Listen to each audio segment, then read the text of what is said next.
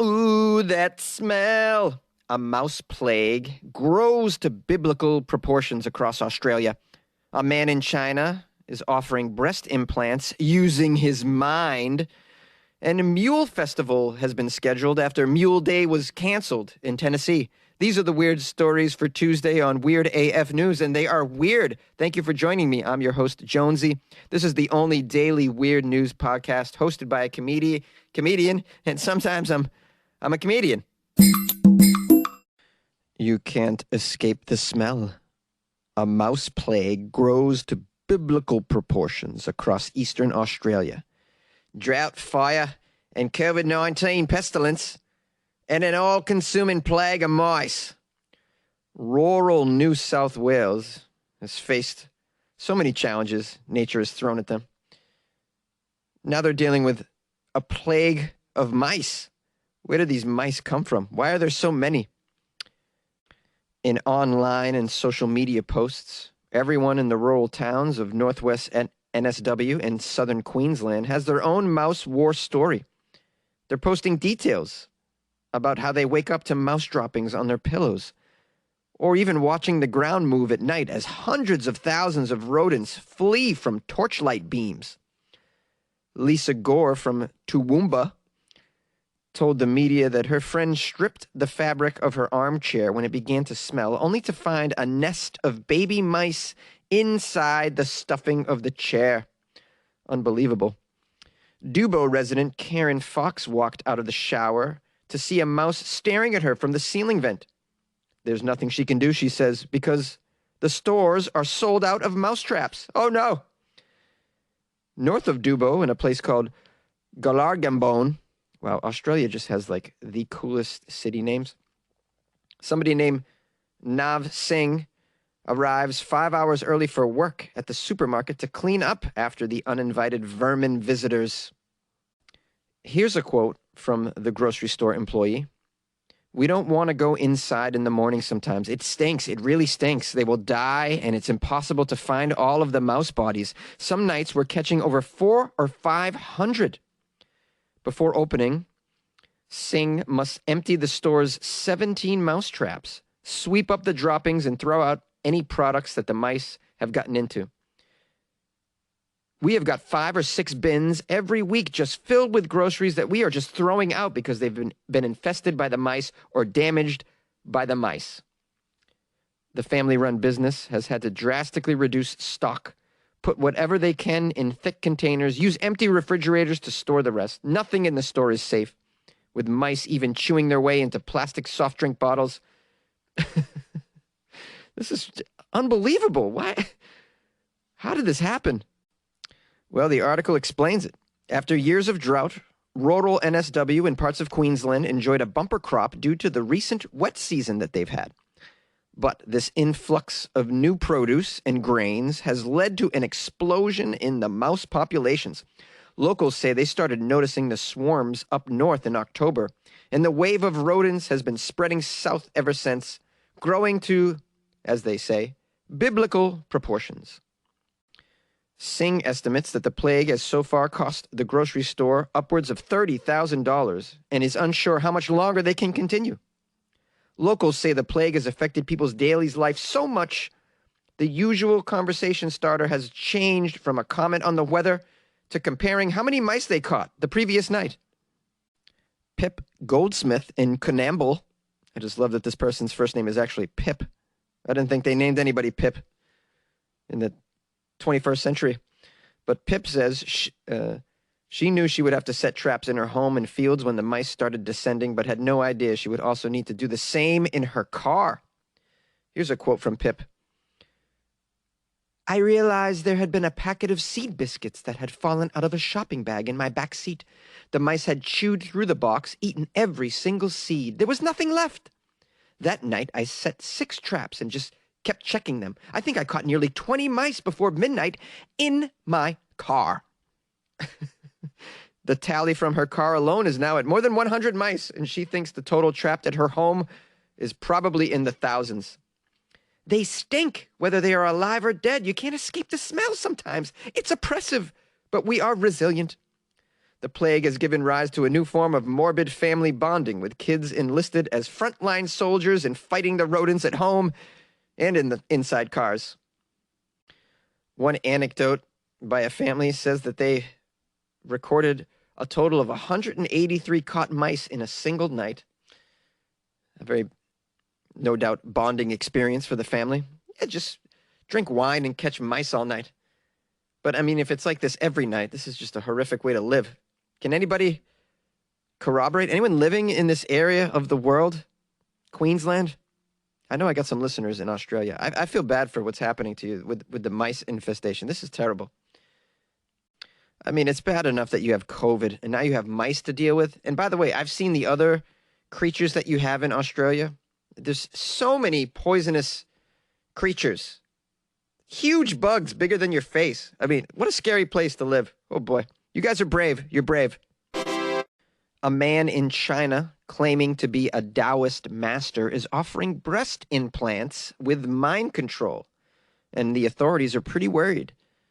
A man in northern China who claims to be able to use mind control to enhance the size of women's breasts may be in hot water after releasing a video of himself using his powers on 27 women at the same time. The video clip came out on March 17th and has since gone viral. It shows the middle-aged man who calls himself the Gu Huao Master standing opposite a line of women, waving his hands and drawing circles in the air. After walking past all 27 of the ladies, the man claimed they now have larger breasts. Well, okay. In the video, they don't take their shirts off and show us. We don't have a before and after photo of any of these women. In fact, the women in the video actually appear to act as promoters for his services, although there's no verification for the claims of their breasts being enlarged.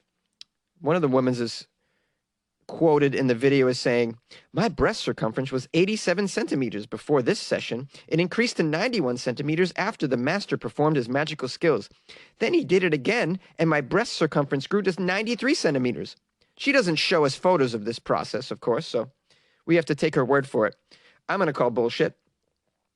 Another woman is smiling, and she says, "My breast size grew gradually as the master performed his techniques. They are still bulging." They're bulging. My breasts are bulging from his witchcraft, crazy breast witchcraft. And I know you know.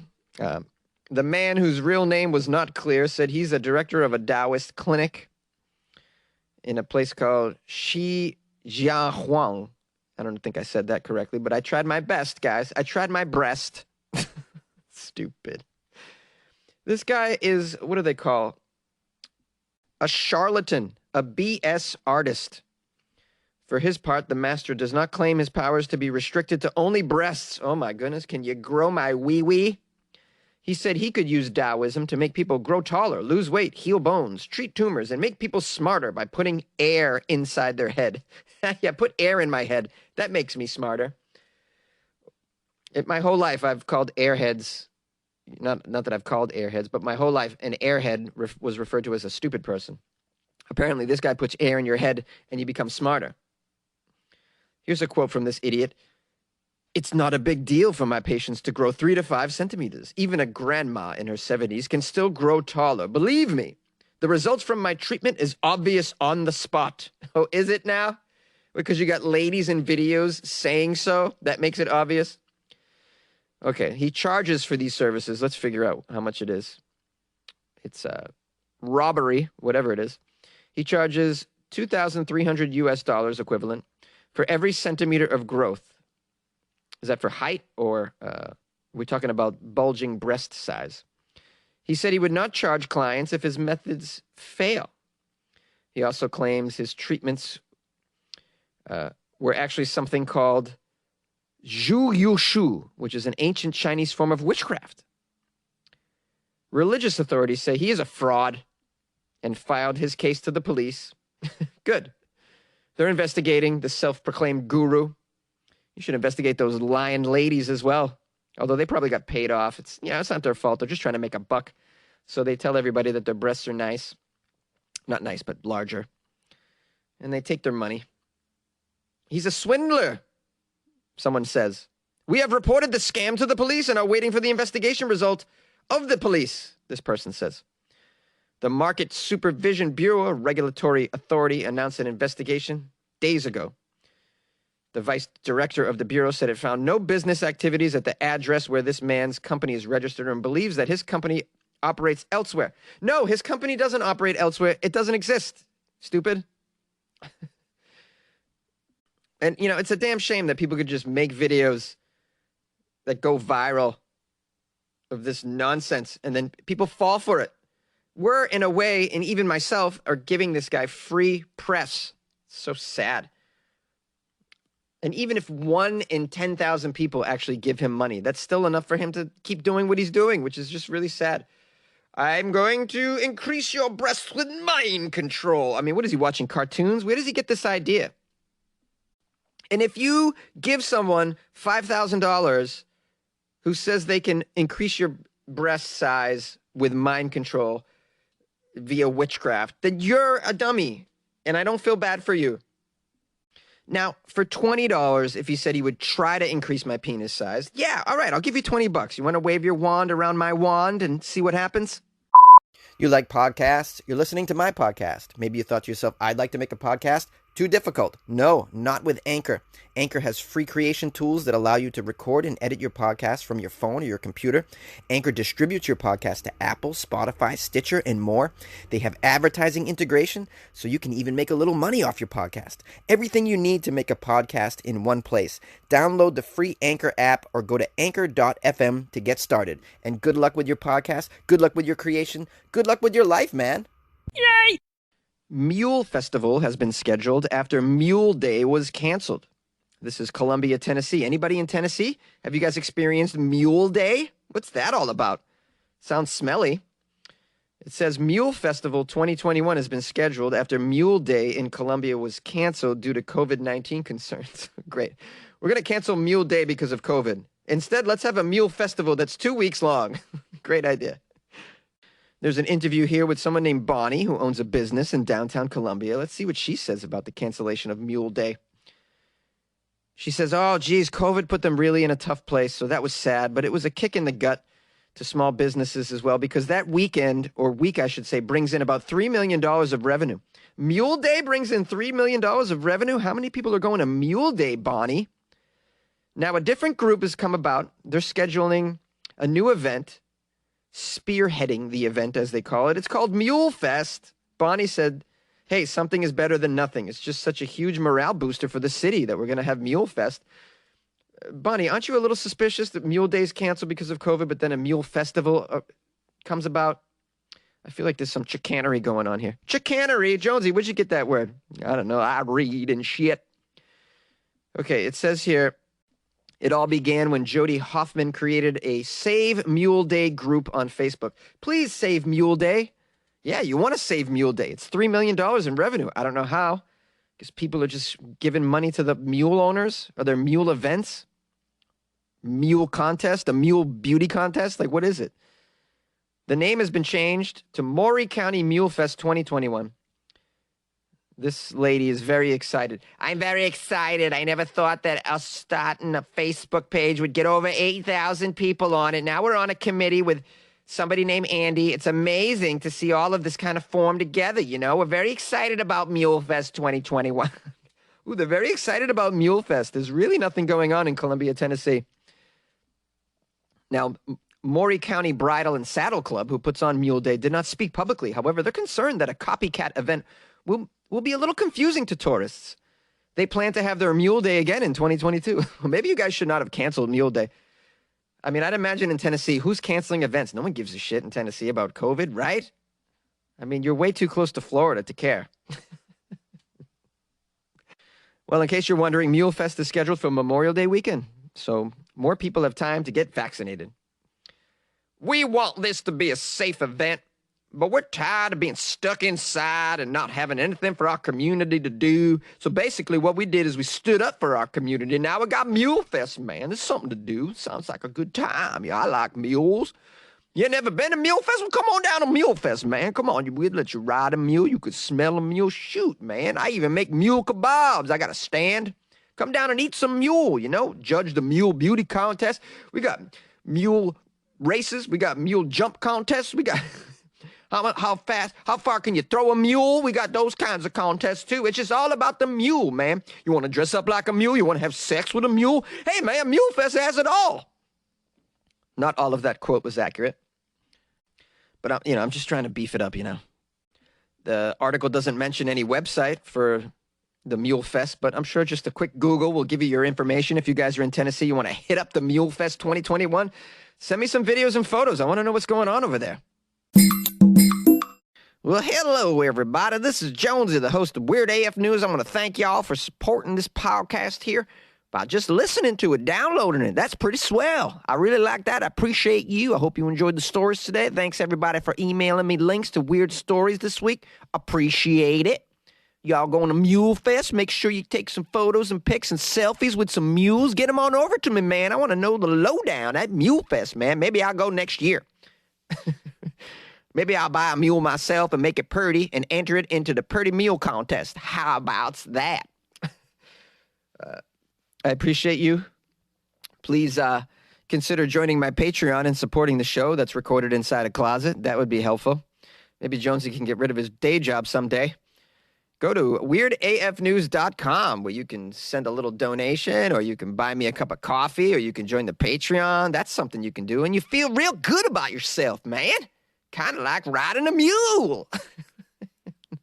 I'm out of my mind and overly caffeinated. Can you tell? Can you tell, guys? This is what happens when you send Jonesy coffee. Out of control, guys. What did I want to say? Oh, yeah. Please, if you can't support the show by sending me a couple of bucks on the Patreon, no problem. I understand we're having some financial difficulties. Some of you haven't even gotten your stimmy yet, like me. I don't know where my stimulus check is. Not happening. Maybe I'm not going to get it at all. I don't know what I did wrong. Anyways, if you can't support the show that way, you can always support the show by telling a friend, a neighbor, a lover, a coworker, a boss, someone in your jail cell maybe, the nearest mule owner you know. Tell them about Weird AF News. Suggest it as a possible podcast to try at some point this year. There's a lot of choices when it comes to podcasts. So if anybody gives it Weird AF News a chance, I'm grateful, because there's too many choices out there. So, and I appreciate you guys listening, because there's many, many other podcasts. You could be listening to any of them, and you're listening to this one right now. And I so greatly appreciate that. And I ain't talking shit either, all right? I really mean it from the bottom of my core. You got it? Anyways, that's it for today's show. I'll post a couple of phone calls after this, perhaps. And then I'll see you tomorrow as well, because we'll be doing it all week, baby. We're doing it.